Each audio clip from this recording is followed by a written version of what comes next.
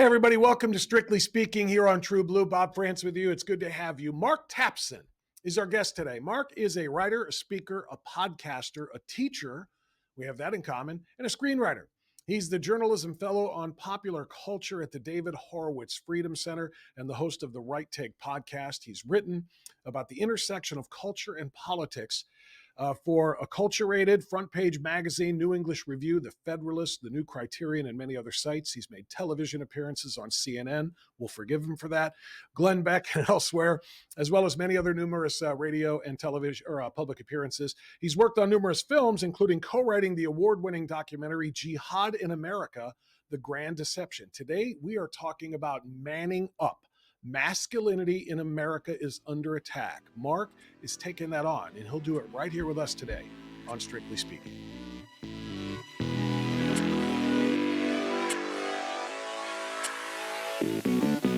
Mark Tapson, so good to have you, man. How are you? Good. Thanks, Bob. I'm glad to be here. It's an honor. So I'm kind of probably wearing out my welcome there at the Horowitz Freedom Center. I've had Robert Spencer on this show. I've had Daniel Greenfield on this show. I have had Jason Hill on this program, and now I've got you. So it's really obviously I enjoy the work you guys do over there. Thank you. Yeah, I was beginning to feel left out, but seriously, I do have some amazing colleagues, though. Yeah, I know you do. And every time I talk to them, I feel a little bit smarter. I feel like I know a little bit more, another way of looking at things. And that's why I wanted to talk to you. So, we can talk about a lot of things today, Mark, but you've got a new series. Yeah, throw that up there. Throw the Culture Warrior page up there on the screen, if you would, Dylan. We are talking about manning up.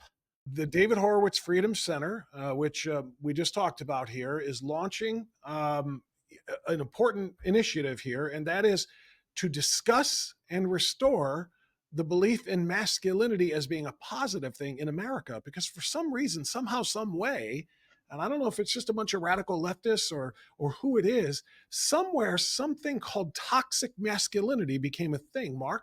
Somebody decided that masculinity was toxic. And the more I watch this, the more I read about this, the more I listen to this, I think to myself, I think it's just the opposite. I think a lack of masculinity is about the most toxic thing that can affect a culture. Am I crazy for that? Not at all. I couldn't agree with you more. I've been writing about masculinity for years and years now. And as you mentioned, we did just start this series at FrontPageMag.com, which is the flagship website of the David Horowitz Freedom Center. It's part of a number of series that we are offering as exclusive content at FrontPage Mag. So people might have to shell out a few dollars a month to check it all out. And believe me, I know people don't like to do that. I like to do it least of all. But I think it's really got some great stuff. It includes work from some of my colleagues, Daniel Greenfield, and some of the writers that you've mentioned before. But the Man Up series specifically is one that I'm taking on because I believe and have believed for years and years that the so-called masculinity crisis, or the crisis of men, the crisis of boys, as it's often called, I think it's really at the heart of our civilizational crisis. I think it's at the heart of what you would call maybe the decline of Western civilization. And I think it's the key. I think reclaiming the right kind of masculinity is literally the key to rescuing our civilization. So you're not crazy. It's a big issue. I think arguably it is the biggest issue. You said the right kind of masculinity. We should dig into that. And in fact, give me a definition of masculinity. What does that word mean to you? Well, that's a good question. What does masculinity mean? I mean, a lot of people could argue about this for a while. I think it's trying to define masculinity reminds me of the old joke about how do you define pornography? It's hard to define, but you know it when you see it. You know it when you look at it. And I think masculinity is much the same way. People might be able to come up with a few random traits or characteristics that are associated with traditional masculinity, and they might think those traits are either good or bad or positive or toxic. But essentially, when you see you know what real masculinity is and what true good masculinity is. I call it moral masculinity. And to jump ahead a little bit, I didn't want to leap right into this, but I call it chivalry. Chivalry, used to be quite a common social and cultural value, but it's turned into a dirty word over the last few decades for a couple of reasons. which I can get into in a moment. But basically, to get back to your question, what does masculinity mean? I mean, I think, when you see masculinity in action, you see a man who is courageous, who has some degree of emotional strength and resilience. You see someone who is assertive without being overbearing, someone who is aggressive without necessarily being violent, or at least violent in the wrong ways. These are all characteristics that I think we would associate with traditional masculinity. And the reason they're being decried lately in recent years, maybe the last 10, 12, 15 years, as toxic masculinity, is because the left, and I'm going to get political here, but the left has really sought to undermine our notion of traditional masculinity. And it's come up with this label, toxic masculinity, which implies that our nature as men is inherently poisonous. So this kind of terminology, once it seeps out into the culture, and I would say that phrase toxic masculinity is almost a household phrase by now. People have heard it so often. But once that kind of poisonous terminology gets out in the culture, it begins to do a number on boys and young men who begin to feel, I mean, we're already in something of a feminized culture, a culture that has been, under the assault of radical feminism for decades now. And I think young men and boys are beginning to feel lost, unappreciated, rejected. They're beginning to feel like there's something wrong with themselves, that they're toxic, they don't know how to fix it. So it has become a crisis for boys and men, and that's been something that's been written about quite a bit over the last few years. You know what I wonder when I think about particularly the young boys is if these different occurrences are just happening at the same time coincidentally, or if there is some sort of a grand plan or strategy. What I mean by that is telling young boys to embrace, more of a sensitive side, telling young boys that being too tough being too masculine is toxic and it's bad, and you have to kind of take that out of them, along with what's happening over here in this weird social contagion of the trans movement, telling, little boys, it's okay if you don't want to be a boy, you can be a girl. And I don't know, are those things happening together to really truly demasculinize or make boys more effeminate, or is it just these things are happening independent of one another, but when you add them together, you really have a bunch of young kids who are being told, don't be really strong boys, and in fact, you don't have to be boys at all? Yeah, it's absolutely not coincidental. We live in very gender confused times, as I'm sure I don't have to tell you, and that is by design. We're witnessing really. By who? Who's the designer? Good question. We're witnessing, I would say, the culmination of more than a half century of radical feminism and what I would call its successor stage, gender ideology. And the end game of those is to subvert the culture so effectively that we are literally erasing definitions of male and female. I mean, we have a Supreme Court justice now who, during her confirmation hearing, was unwilling even to define the word female. That would have been unheard of even just a few years ago. But this all goes back really to Karl It's not Marx. her fault, though. It's not her fault. She's not a biologist. I mean, what That's are you right. looking at? Yes. I'm I sorry, mean, I couldn't resist. no, I mean, the notion that you would have to be a biologist to define what man and woman are, it's just, it seems insane to normal people like us. But all of this goes back all the way to Karl Marx. And this sounds like conspiracy theory. It sounds like, just a right-wing boogeyman. But it's really all about cultural Marxism. You ask who's behind this design. It's cultural Marxism that is behind this design. As far back as 175 years ago or so, Karl Marx was calling explicitly for the abolition of the nuclear family. And that was part of a broader assault that he wanted made on Western civilization. He saw the nuclear family as slavery for women and children, and he wanted to liberate them so that women too, like men, could devote their energies to supporting the state, and children could be raised by the collective. Think about Hillary's slogan, for example, it takes a village to raise our children. Well, it doesn't take a village. That's the Marxist vision. It just takes parents to raise the children. But the Marxist ideal is that the collective would raise your children so that men and women are free to essentially serve the state.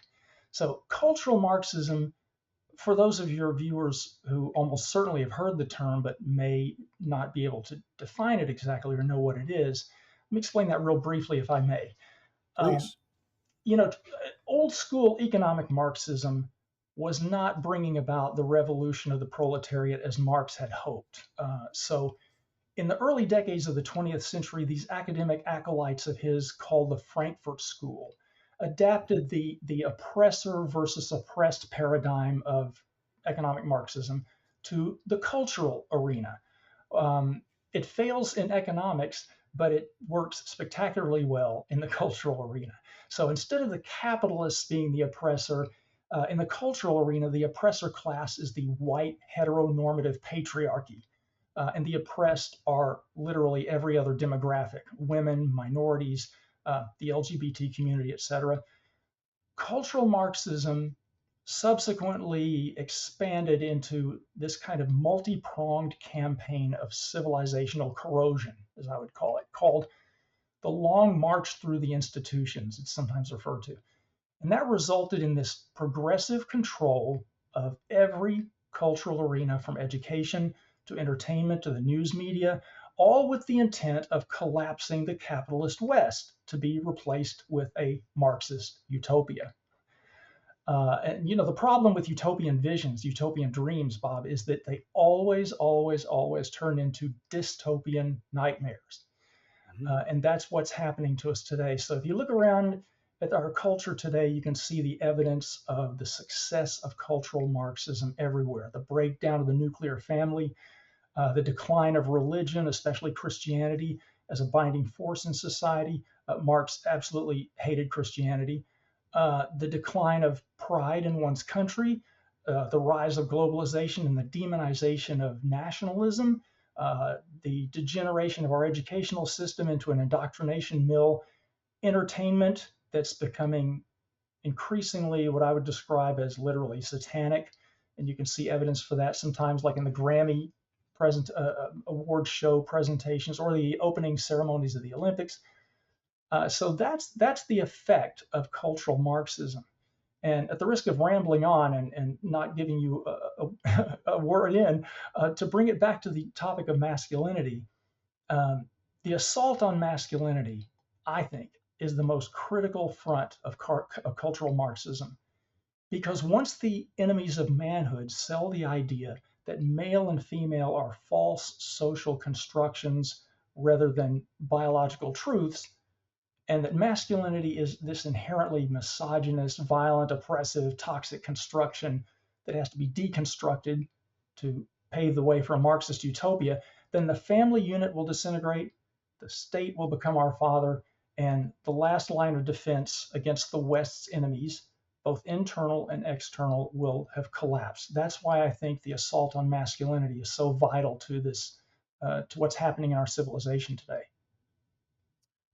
It's not rambling at all. It's great education and a great reminder of Marx. And, I think a lot of people for the first time learned about Marxism and what Marxism was intended to do, or one of the things that Marxism intended to do, which was to end the nuclear family, was with the advent and the rise of BLM.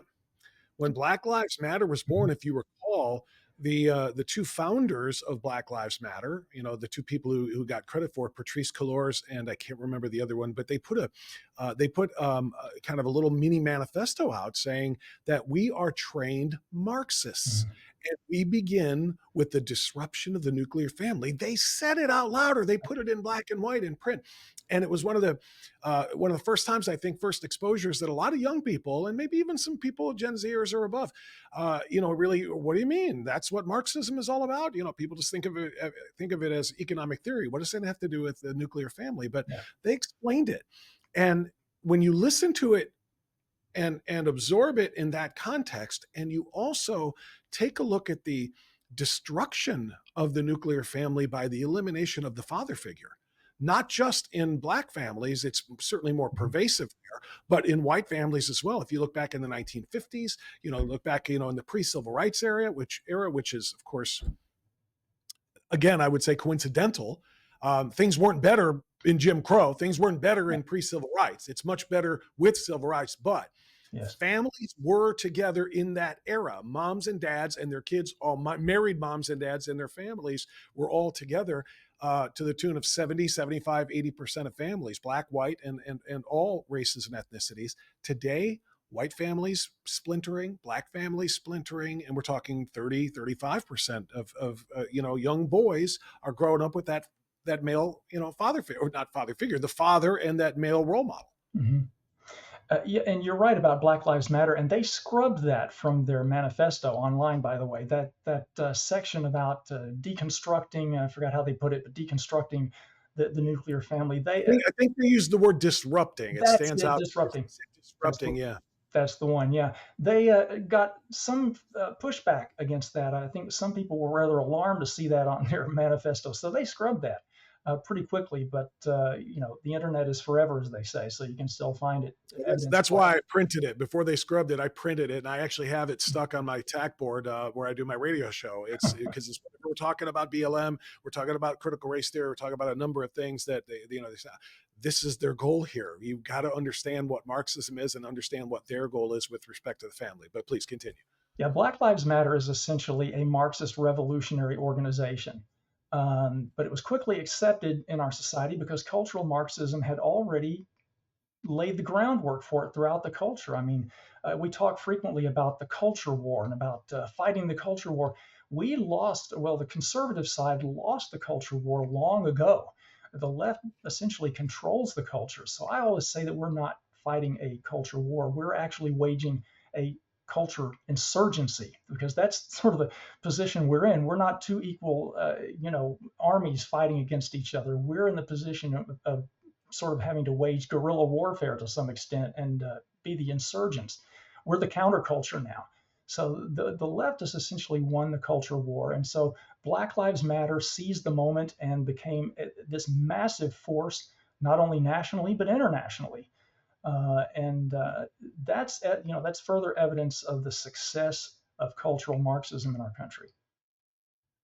Yeah, and the success of cultural Marxism is the decline of cultural masculinity, which is kind of where the point we're at. What about sensitivity? Because the one thing that even before all of this began, and I think you pegged it at around 10, 12, 15 years ago, this kind of really started, this attack on masculinity and this describing it as toxic and so forth. But even years before that, when I was growing up, yeah, you want to be a man. Yeah, you want to be, you want to be tough. You don't want to be seen as weak, because, weak kids get beat up. Weak kids get beat up on the playground, and sometimes they grow up hard because of that. But nonetheless, but they always told us, be tough, but don't be afraid to be sensitive. Don't be afraid to be in touch with your feminine side, because women like that. Our daughters want to know that they can also talk to us without being afraid of us. So is that being is that overtaking? Is that sensitive side and overtaking masculinity altogether?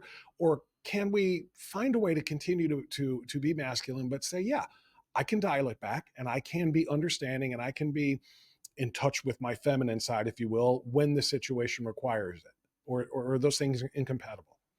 No, I think you're absolutely right. I mean, I think a real masculinity and good moral masculinity is one in which you can exhibit emotional strength and stoicism when necessary, but that you don't have to keep up.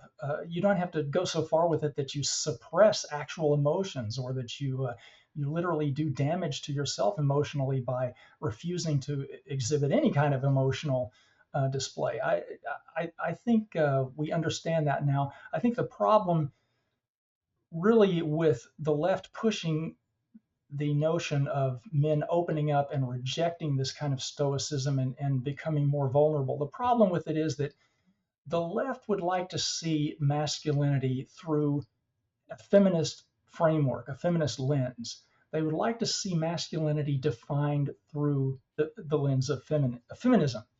And by that I mean they would like they essentially see masculinity itself as toxic, and that what men really need to do is cast off or pull off this, as they call it, mask of masculinity, and free themselves to be emotionally vulnerable and to be in touch with their emotions at all times, and to essentially act like a stereotype of a woman.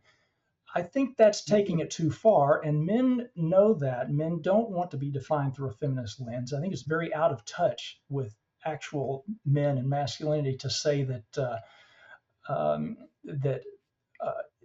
to view it through a feminist lens, because men want to be defined on their own terms. They want to be defined as men, and they want to do the defining.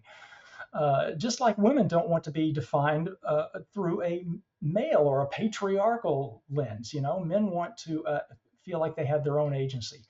So this notion that men are somehow nothing more than messed up girls is really something that a lot of young men and boys feel resentful about, and they're really rejecting, and it's causing a pushback that I think has gone in some ways too far.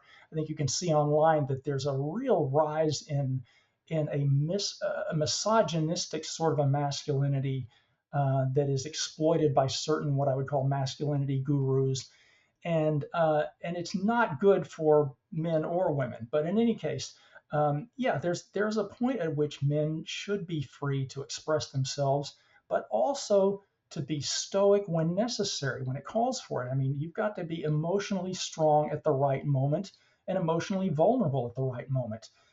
You don't want to reject emotional strength or stoicism altogether. That doesn't do anyone any good.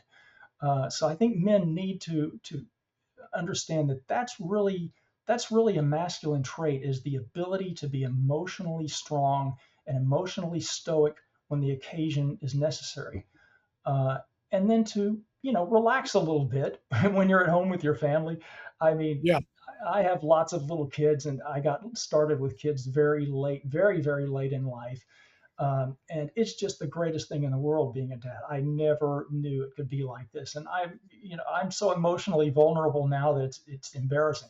But when I need to be, and especially for the sake of my family, Yeah. I can access that emotional stoicism, that emotional strength, and that's really what it's all about.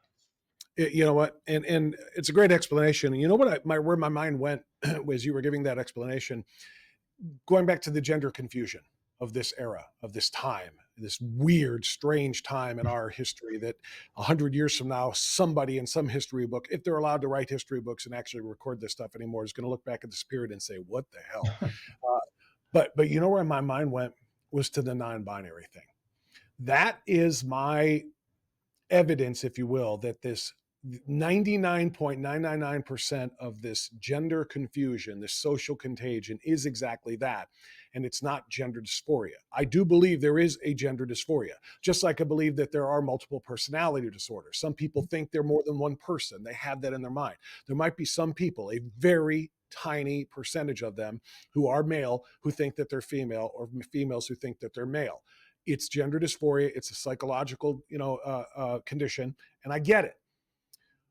But the idea that I'm not just a man trapped in a woman's body, I'm not a woman trapped in a man's body, I'm kind of neither. That's not a thing.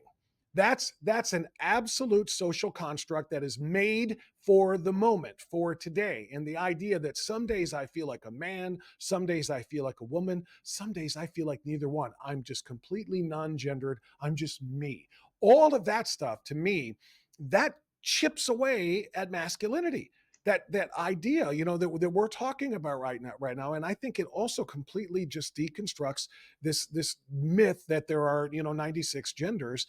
The reality is these are personality traits, and these are intentional attention-seeking titles that people give one another. But all it does is chip away at true femininity and masculinity on its own. And that's the aim. That is the aim, is to chip away at masculinity and femininity. If you can say that masculine and feminine are nothing more than social constructions, then you can say to yourself, well, why can't they be deconstructed? Why can't I be something else? As you put it, why can't I be a woman one day or a man the next, or some anywhere along this infinite spectrum of what they call gender identities, it's absolutely a social construction, but it's designed really to tear down our notions of masculine and feminine. If you can erase that, if you can say, well, there's not really any such thing as masculine or feminine, there's just this infinite spectrum of shifting gender identities, then you can say, well, there's no mother or father, there's no grandmother or grandfather, and you can that sort of paves the way for this notion that there's no such thing as a nuclear family, that a family can be any collection of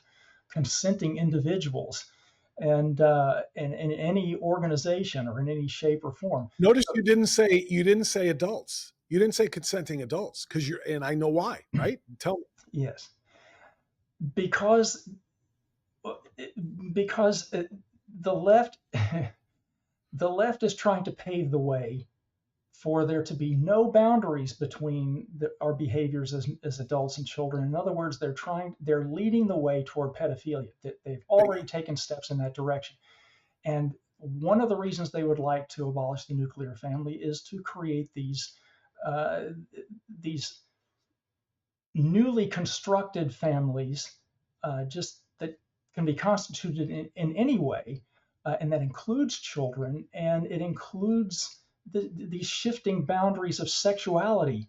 Actually, they would like to just eliminate these boundaries of sexuality. And this is one reason, probably the main reason, why the left is trying so hard to indoctrinate young people as early as pre-K about their gender identity and about sexuality. I mean, why do you need to teach sex education to 5-year-olds? Well, you don't. They're not teaching them sex education. They're trying to inculcate in children a sexual identity and to acculturate them to the idea of exploring that sexual identity in any of a number of ways, whatever ways adults would like them to do. And so it's very insidious and terrifying. Yeah, it really is. And I can't, I just kind of talked about what the future is, how they're going to record this time. And I'm just looking into the next generation future. I'm looking at these 5-year-olds who are being brought up this way. And I'm thinking, when they're 25, 20 years from now, in all seriousness, what is this culture going to look like? Because these little kids are being told, as you said, explore it. In fact, and the worst example of it is the celebrities. Not all of them, but the ones that, there are celebrities out there, and I won't name names, who've got 4 kids, and they proudly go online and they go on Entertainment Tonight and they say, oh, I've got 3 transgender children and 1 non-binary child, Yes. and I'm pregnant, and we won't know what sex it is until we ask it, when it's old enough to understand that. I mean, these are the things that they're doing, and people follow that lead, this trendiness of this, petri dish of human beings that they're kind of creating here. It's just so incredibly dangerous, and I can't imagine what will it look like in 20 years. What will it look like in 40 years if this is allowed to continue for another 10 or so? If it's allowed to continue, I would say we're facing the end of our civilization as we know it, and that sounds very grandiose to say, or conspiracy theory kinds of nonsense. But look at how fast our society, our civilization, our culture has declined in just the last 10 years. It's accelerating. The cultural Marxist assault on our civilization is accelerating. And because the left controls the culture, they have all of the tools with which to further indoctrinate people, especially young people. And this is why cultural Marxism is so effective in the first place. Because the cultural Marxists, the neo-Marxists, they knew 70, 80 years ago that politics flows downstream from culture, that everything begins with the culture. And so if you can control that, and especially if you can control these malleable, impressionable minds of young children, the younger the better, then you can seize that generation and drive a wedge between it and the next generation, drive a wedge between those children and their parents and grandparents, who eventually will die off, and you will own that generation that grows up, and then the next generation, and so forth and so on. You'll continue to indoctrinate. So, the indoctrination of the left used to happen just in the universities. You used to say, oh, you just send them off to college and they come back left wing. Now it starts in pre-K, and I'm not exaggerating. That's when the gender theory stuff, that's when that's where it is all originating now, is in as early as pre-K, and the aim is to indoctrinate children, the younger generation, and it's very hard. When you're a kid and start to get older, it's very hard to slough off the the morality and the philosophy and the creeds and beliefs that you grew up with, that were inculcated in you as a youth. It's very hard to shed that stuff, especially if our education is declining at the same time, so that people aren't taught critical thinking anymore. uh, and so I would say if it doesn't stop, we are doomed. We're a doomed civilization. An emasculated civilization, Bob, is a doomed one. I say that all the time. And so that's why we do need to fight back. I do see some resistance taking place here and there. I think even though as I said earlier, we lost the culture war, I think we see lots of examples of us fighting back and gaining momentum and pushing back. So I'm optimistic, but it's an uphill battle. Yeah, it is that. I think about the gender confusion that you talk about and the gender roles. And I don't think what you said about it, the end of our civilization being not, I think it's true. And I don't think it's fear mongering. I don't think it's conspiratorial. I think it is real. And I look at the young boys and girls today going to school, leaving a home that has a masculine father and a feminine mother that believes in exactly what we're talking about. Okay. And the gender roles that their child is by their sex, and then they're going into schools and they're walking into the gender closet, the thing that is, shh, mom and dad don't know about this, but you go into that closet and you put on whatever you want. And they encourage little boys to go in there and put on dresses, and they encourage little girls to go in there and put on work boots or whatever it is. And then at the end of the day, we'll change back and let's send you back out to the car, and mom and dad are none the wiser. When this is the battle that we're fighting, because you're right when you said about pre-K. Anybody who's ever scrolled through TikTok or Instagram will find just scores of preschool teachers in their classrooms showing this, bragging about it. This is what we do. So when you're a parent and you're trying to raise your children right, your little boys to be little masculine boys, your little girls to be feminine girls, that doesn't mean they can't be tomboys, by the way. Right. And if they want to go and join wrestling or whatever else, that's fine. But you are a female, no matter what your personality is and no matter what your interests are, and you are a male. How do parents combat this when we're fighting celebrities, we're fighting online influencers, and we're fighting the teachers in the schools that we used to trust our children to? Oh, the whole teaching thing. Don't even get me started on that. I mean, there are many, many good teachers out there. There really are. Sure. But there are far too many, and they're incredibly influential. And they have the backing of the whole educational infrastructure behind them. They see themselves as activists now. They see themselves as educators second and activists first. And their aim is not to educate or open young minds, but to steer young minds toward a certain agenda. And that's the gender theory. And this goes back to what I said a few moments ago about driving a wedge between young children and their parents. And this is one way in which they do it, is they see themselves as the teachers see themselves as saving children from the old morality of their parents. They think they're saving children from this and that they can liberate them, just like Marx felt like he could liberate the family by abolishing it. But they could liberate these children from their parents' old-fashioned morality and old-fashioned ideals, but they have to do it secretly. And this is just an abomination. This idea that you can keep parents out of the loop on what's going on in the classroom, this didn't used to happen, but it's become too much the norm now. Now, you ask what parents can do about this. First of all, educate yourselves. Parents really need to educate yourselves about what's going on in the schools. I think, if something good could be said about the pandemic, it's that it opened a lot of parents' eyes to what was going on in the classroom that they did not question before. Truth. And so that Teachers hated it. Yes, and that created a whole slew of activist parents who now attend school board meetings and vent their outrage. And that's one thing that parents can do is pressure these school boards and embarrass them. Get on the school board if you can. I mean, I know a lot of people aren't inclined to get involved in politics, and who could blame them? But I think if you really want to make a change, parents have to somehow get involved in local politics, change your school board, educate yourselves about what's going on. In terms of your own children, my advice would be homeschool them right now. Now, I homeschool, my wife and I homeschool our kids, and we have from day one, and I intend to homeschool them all the way through, all the way through every level of education. But I know that's not possible for everybody. In fact, most people are just not in a position to homeschool their kids. It's a real commitment and it's demanding, and I get it. But if at all possible, homeschool them, get them out now. And if it's not possible, see if your grandparents can homeschool them, that sort of thing. I also homeschool children from other families in our homeschooling community. So I teach more than just my own kids. But homeschooling is a major option right now that parents need to consider until we get the educational system straightened out. And I think we're gradually on the way to doing that. I think you're beginning to see a lot of pushback from parents around the country.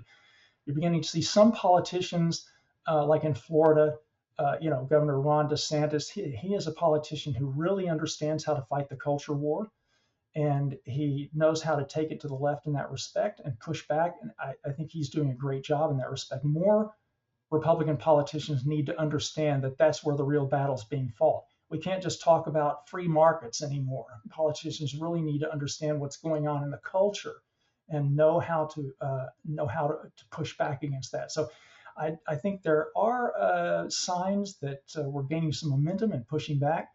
Again, though, it's going to be an uphill battle. We've got a long way to go, and we're fighting a deeply entrenched enemy that is all throughout the culture. We're having to push back against, as you said, in Hollywood entertainment, these celebrities with the influence that they tragically wield.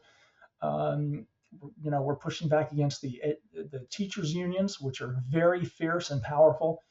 We're pushing back against currently a Democrat regime that is so enamored of gender ideology that they've made it a primary, a principal force in their foreign policy. We're actually alienating some of our allies, around the world through pushing this gender ideology. So it's, the left sees it, I think, as the tip of the spear of this cultural Marxist assault that I've been talking about. So that's really where the fight comes down to is pushing back now against gender ideology. One of the enemies in this fight, though, that you didn't hit, you named most of them, and the teachers union is maybe the most powerful, but the other one is the medical unions. The AMA, the American Medical Association. These are very, very radical organizations that are completely ignoring all of the scientific realities and principles upon which all of their work is based. All of their life's work is based. I mean, biological principles, XY, XX chromosomes, bodies being made either with sperm or egg, and so forth. And they are saying to parents, affirm your child. Whatever they tell you, let them do it, because otherwise they're going to kill themselves. And would you rather have a little boy who wants to be a girl and is alive, or a dead little boy? They're terrifying parents into going along with this. And then, on the process of, the puberty blockers to the cross-sex hormones to the surgeries, the young kids don't know what they're doing. The parents are supposed to. And then when the kids are 19 and they stop and they realize, what the hell did I do? Where were you, mom and dad? Where were you when I needed you to be the adult in the room? Because I didn't know what I was doing. And these parents are at a loss because their doctors are telling them, do this for your kid. The child psychologists, the teachers, the doctors, they're saying, affirm, whatever your kid thinks, which is just so insane because I think Bill Maher once had the best line of it at one point. He said, thank God my parents didn't have that mindset, or else I would have a peg leg and one eye, because I thought I was a pirate when I was a kid. Right. But you know what I mean? Now they're being told whatever your kid thinks he is, go ahead and affirm that child's view of him or herself. And so how do you combat that? That's an enemy. We're supposed to trust medicine, trust science, and science and medicine are saying, nope, we're just gonna play along here. And I don't know why. This is a really scary aspect of the whole cultural Marxist assault, because it has expanded now outside of just the cultural arenas that I mentioned, like education, entertainment, and it's gone into the science fields and it's gone into the legal fields. So now you have very woke law schools which are inculcating all of its students with this critical race theory, and with the idea of teaching them to practice social justice as opposed to just justice. But in the medical field also, it's affecting medical schools, and they're teaching young med students. In fact, they're having them uh, uh, sign on to these pledges in which they pledge to affirm, I've forgotten the terminology, but they pledge basically to affirm the patient's gender identity and all that sort of stuff. So you're And right. they're foregoing the Hippocratic Oath. That's Do right. no harm. First, do no harm is gone Oh, from most of these. I mean, it's in most of these med schools, they're gone because obviously cutting off a healthy organ is doing harm, but yes. they say it's also affirming. So they can't do first, do no harm. That's why there's an important medical group called do no harm, I think is what the actually organization is, trying to restore, that principle to medicine and medical practitioners. But that's how bad it's gotten at the medical Yeah. schools. They're literally just abandoning the entire Hippocratic Oath. Yes. So now we're facing this threat in the medical schools and in the law schools. And that's really scary because those people can really impact the society in very totalitarian ways, especially law students who go on to become judges and law clerks and attorneys. This is going to begin to impact our rights and our Constitution. But to get back to the medical thing, yeah, it's very scary to think that you can't go into your doctor anymore and trust whether or not they might be inclined to steer your child toward some kind of gender confusion, or be willing to uh, steer them along in that direction. So this is very scary, and we've got to push back against that also. Yeah, we really do. And we kind of veered away from masculinity to the entire thing about gender Yeah, roles and so on and so forth. But it's important, because you can't be masculine if you don't know if you're male, and you don't know if you're male if you're being told question that, and all of the different circles that you're in right now, yeah, and you look at young kids, and I'm thinking to myself, I remember when I was a kid, particularly when I was in elementary school, and as I got a little bit into like third and fourth and fifth grade and toward middle school type things, everybody had to have, and I don't know exactly how old you are, we might be close to the same age, but do you remember the blue running shoes, the blue with the cool tread on the bottom, the little things that you wanted for gym class when you got your gym shoes for the year? If you didn't have those, you weren't going to be as fast as all the other kids. There's no chance. Right? And I remember that like it was yesterday. And I remember that we were too poor and I never got those shoes, and all of my friends had them.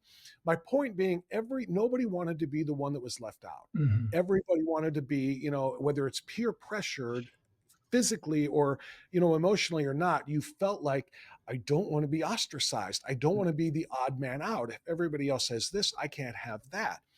So they taken it from the shoes or the coolest lunchbox of the day or whatever to, seven of my friends who are girls all think that they're boys, and I'm sitting over here just like a regular old girl, and I don't want to be left out. I want to be with my friends. So, mom, can you take me to the doctor? I want some of these, the same thing that they're taking. That's how bad it has gotten. You've got little kids yeah. who are feeling like they're going to be missing out if they don't join the crowd, and adults saying that's fine with us.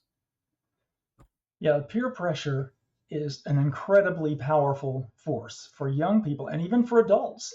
Um, excuse me. There are many adults who have convinced themselves that they are enlightened and progressive, and that they're on the cutting edge of a new future and a brighter future for everybody. One in which there's no gender oppression, there's no stereotype of masculine and feminine. People can be free to be whomever they want to be. They could be non-binary one day and a different gender the other day, and Different species. different That's species. another. That's actually a thing, as I'm sure you know.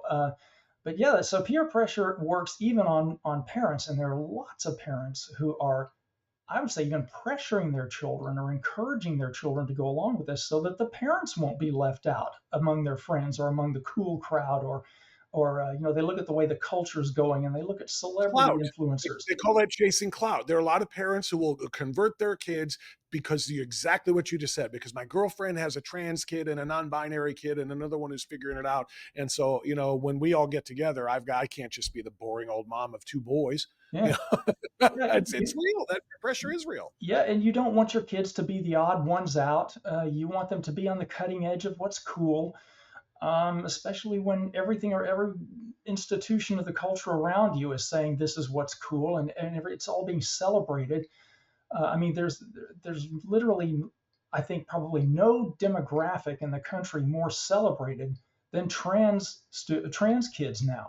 I mean, it's just it's lifted up as probably the height of cultural courage and something to be celebrated, and it's just uh, works a lot of pressure on children and adults alike. None of us want to be left out. We don't want to be ostracized. We don't want to be, the weird ones. We don't want to feel like we're being left behind.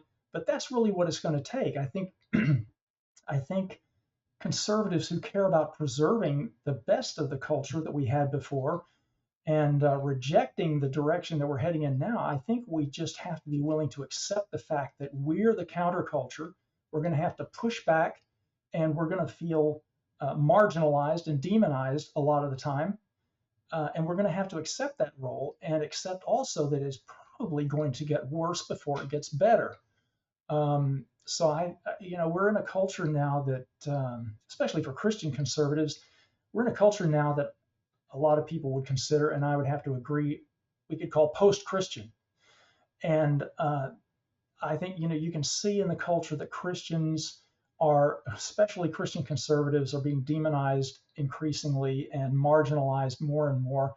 They're made the bad guys, and I think that's going to get worse. We're suffering, because I include myself in that group, we're suffering from what some people have called a kind of a soft totalitarianism, meaning that we're not being taken away in the middle of the night by the secret police and locked up, but that culturally we're being demonized and marginalized and openly viewed in the culture as a negative force in society.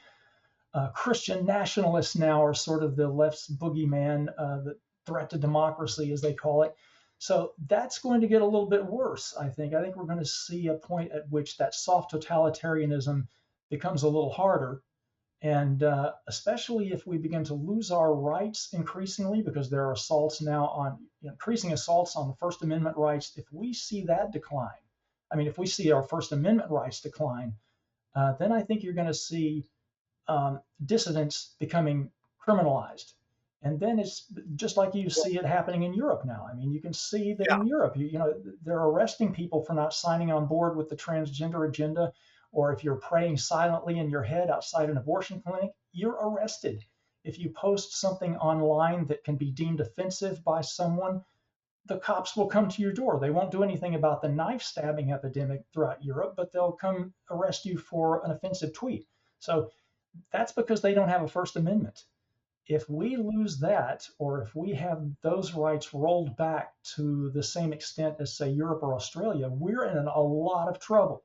So I think we're going to see that unless we push back harder and also get a little bit better organized as conservatives. We're not very good organizing as conservatives. We're all too individualistic. We're not, the left is much better at community. That's the nature of conservatism. Yes, it is. Leave me alone, provide me with the infrastructure that we need. I'll pay my taxes for the infrastructure, make the roads, make the place safe and everything else, and then stay out of my way.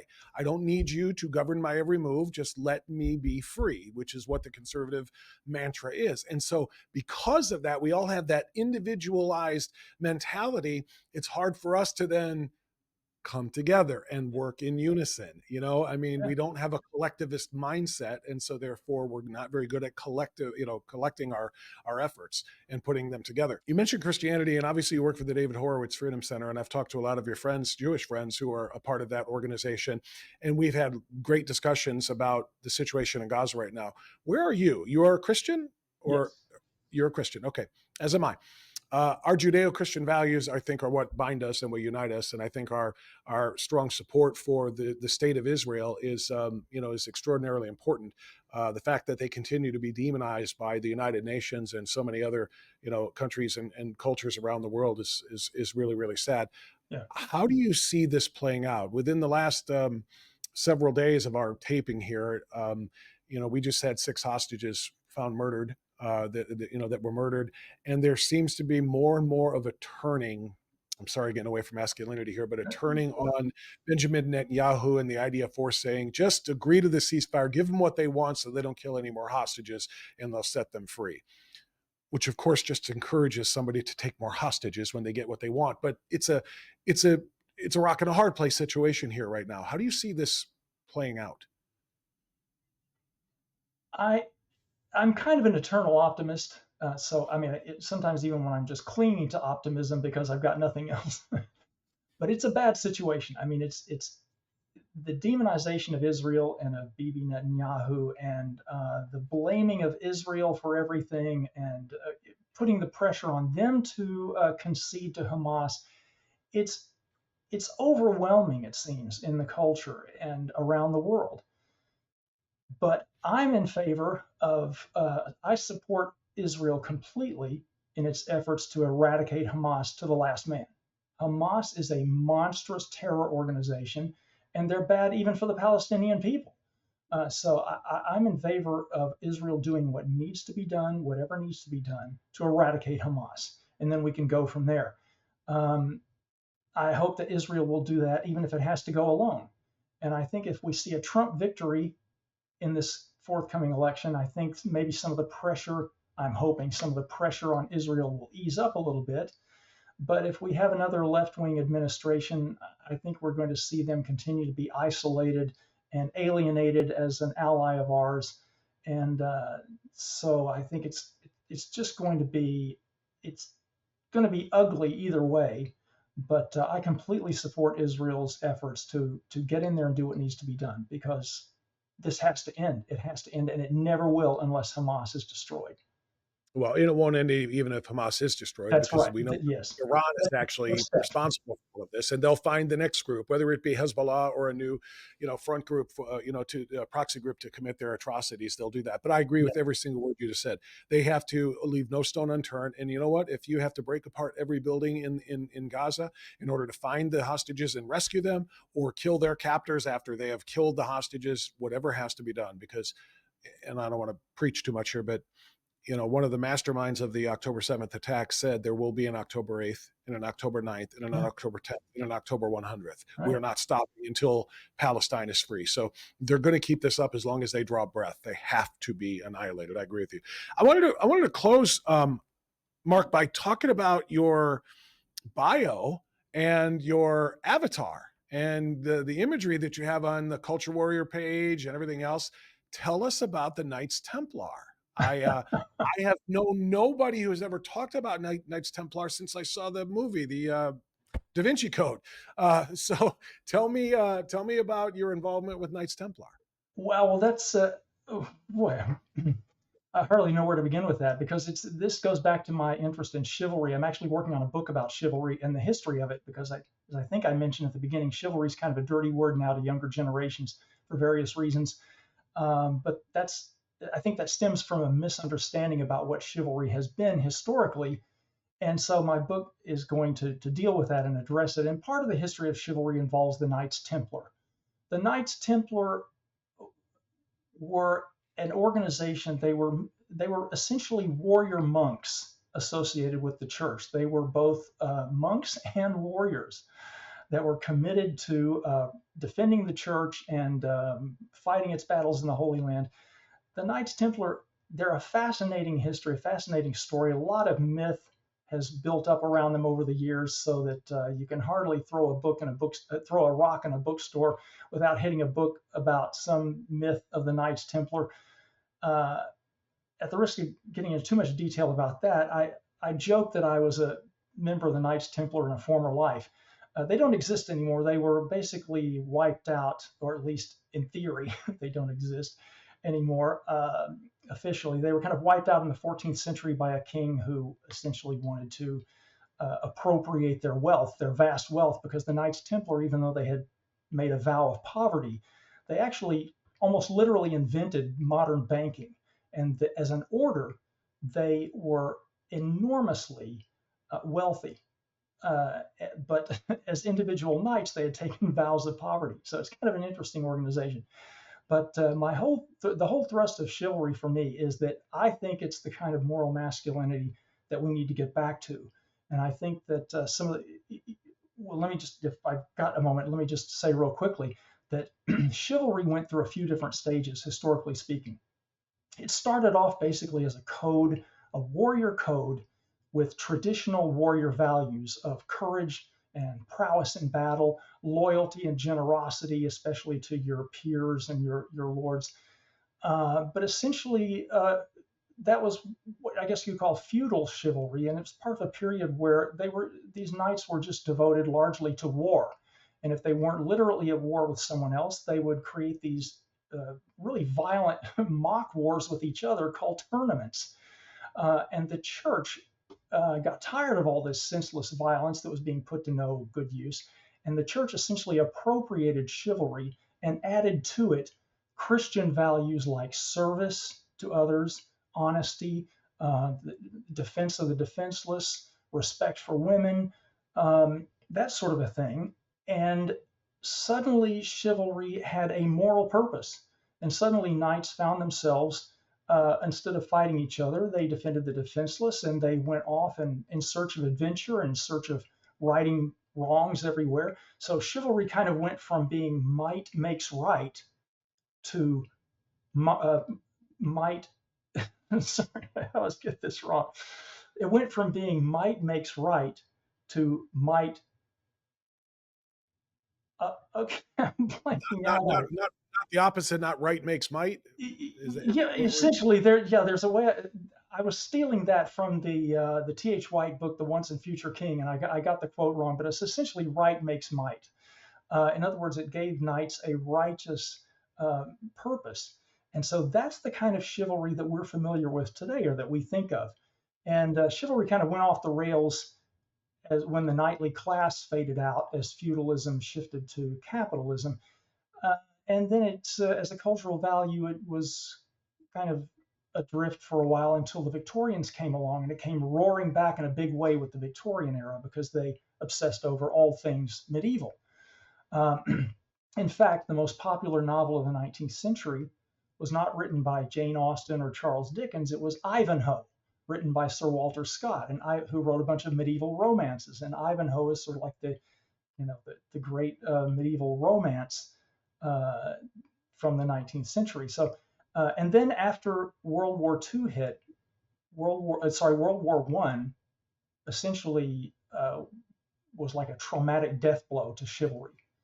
It absolutely crushed these notions of nobility and honor and war and fighting for king and country. It absolutely devastated that for a whole generation. So chivalry never really completely died out, but that World War One and the rise of feminism essentially kind of put chivalry in a comatose state for a long time.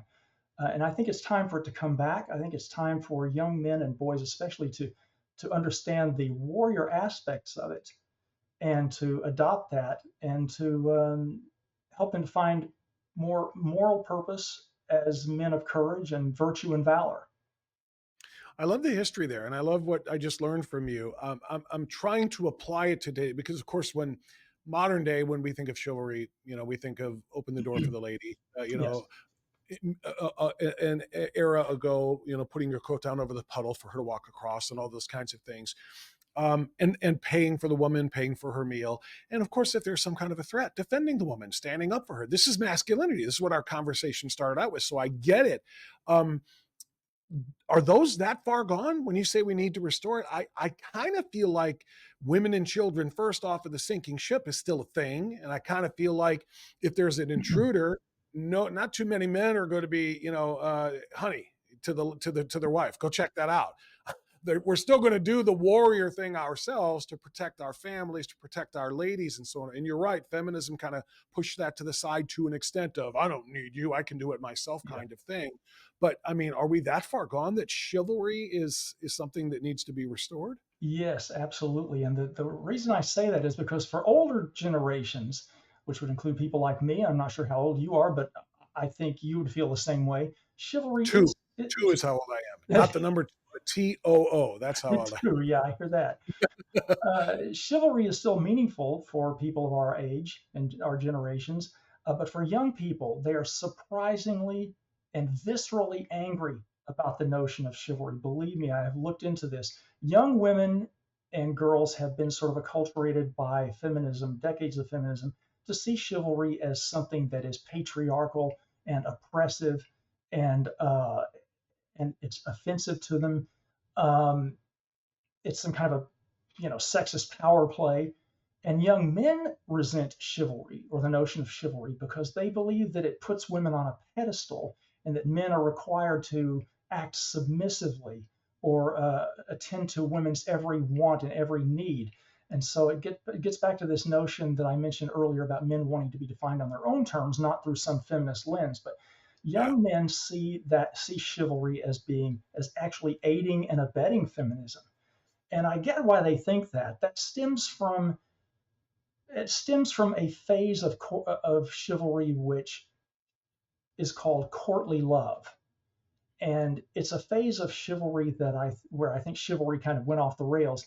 It's unclear whether this phase is nothing more than literary convention or whether it was actually real, but it's the sort of notion of a knight doing everything and going to every extreme and undertaking any adventure, no matter what the danger, all for the love of a lady of the court.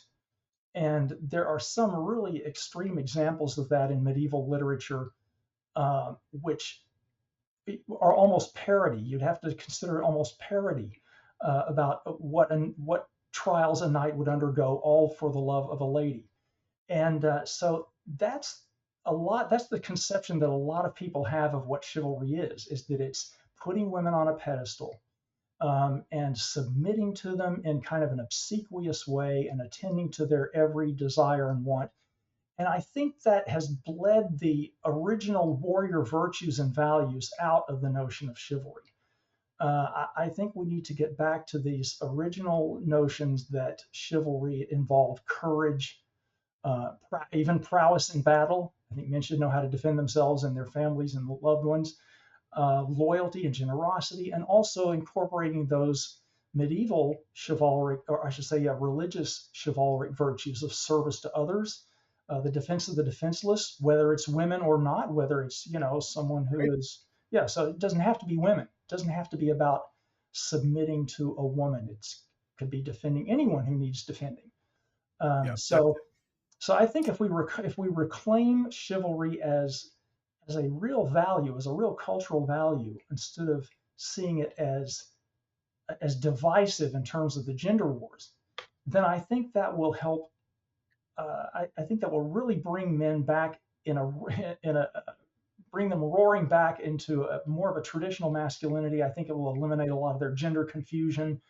I think it will give them a purpose and a meaning to their lives and a direction that will help them be their best. And then I think gradually that will fix everything else. It will fix our broken families. It will fix our divided communities. It will heal our degenerating culture and our collapsing civilization. So I think that's where it all begins. yeah, I think that's a great explanation, and I think that the restoring of the father in the family, as the head of the family and being in the house is a huge, huge part of this too. I mean, because when young boys are afraid that if they're doing it this way, like you said, it's you know, the combating with the feminist roles and so on and so forth. If the fathers teach their sons exactly what is expected of them as it pertains to chivalry, protection of others, warrior mentality, and so on and so forth, I think it can be fixed. And I just going back to the holding the door open thing. I've got a Gen Z son and I've got a Gen Z daughter. And for years, I've been teaching my son, if the four of us are walking into a restaurant together, tell my son, walk a little bit faster and get up there and open the door for your wife and your sister, or excuse me, for your mother and your sister. And he would always do that. And one would go and then the other would go. But would he ever let me go? Nope. He's shoulder blocking me out of the way and saying, "You're not a woman." And and just to fight me in. So, in other words, treat with respect those that you are supposed to honor like that, but you can still battle the other alpha in the family, or Yes. in your circle or whatever. And so I think that's such an important thing that we have to do if you really want to restore masculinity. Fathers have to get back in the picture. This terrible notion of so many children, but especially boys, being raised without dads, without any kind of role model whatsoever to follow here is a huge part of the problem. Yes. But a huge part of the answer is watching and listening to your podcast. We certainly want to remind everybody about The Right Take with Mark Tapson. Go to your website, marktapson.substack.com, The Culture Warrior there, and read your work at the front page and everywhere else that you have it going on. Learn about the importance of masculinity and the restoration thereof. Man Up, an important series there from the Freedom Center, the David Horowitz Freedom Center. Mark, I really enjoyed the conversation. Great Likewise. stuff. Thank you so much for sharing it with us, and I hope we can cross paths again. That'd be great, Bob. Thanks. It was a lot of fun. It was a pleasure. Thank you. All right, that's going to do it for Strictly Speaking. Now, two things. Number one, don't forget to follow Mark's work and make sure that you like and comment on this particular episode. And secondly, now, if you're watching on either YouTube or on Rumble, as opposed to the subscription True Blue channel, make sure you click like and give us a thumbs up and a subscribe on YouTube, and make sure you follow us so that you can get the next great episode on Rumble as well of Strictly Speaking. We'll see you next time.